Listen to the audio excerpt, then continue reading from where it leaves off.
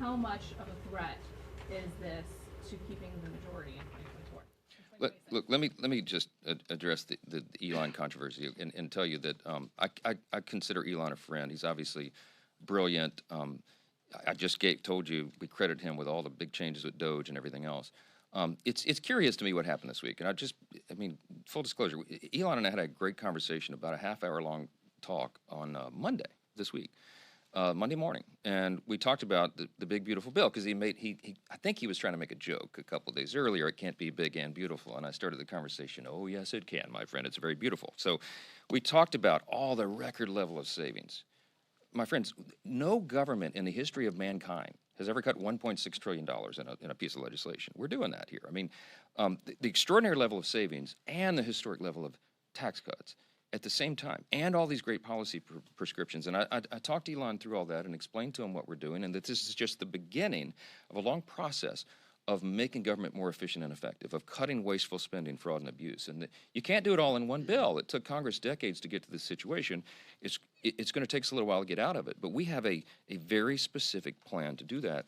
And Elon was encouraged by that conversation. We had it was a very friendly, very fruitful conversation together. And he and I talked about the midterm elections, and he said, I'm going to help. We got to make sure that the Republicans keep the House majority. We can't have the president impeached, which is what the Democrats would do on day one, as we all well know. And we've got to continue this. The Trump administration needs 4 years to do all this reform, not 2 years. The Biden administration, Biden-Harris, made such a disaster of every metric of public policy, it's going to take us more than one bill to fix it all. Elon and I left on a great note. We were texting one another, happy texts, Monday. And then yesterday, 24 hours later, he does a 180 and he comes out and opposes the bill. And it surprised me, frankly. And I don't take it personal. We don't take it personal. Policy differences are not personal. I think he's flat wrong. I think he's way off on this, and I've told him as much, and I've said it publicly and privately. I'm very consistent in that. But am I concerned about the effect of this on the midterms? I'm not. Let me tell you why. Because when the big beautiful bill is done and signed into law, every single American is going to do better.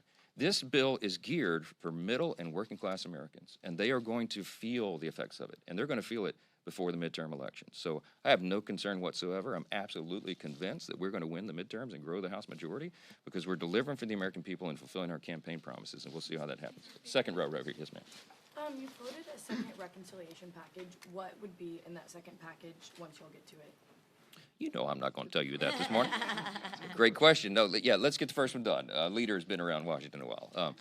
Look, I said this is the beginning of a process, and what you're going to see is a continuing theme of us identifying waste, fraud, and abuse in government, which is our pledge of common sense, restoring common sense and fiscal sanity.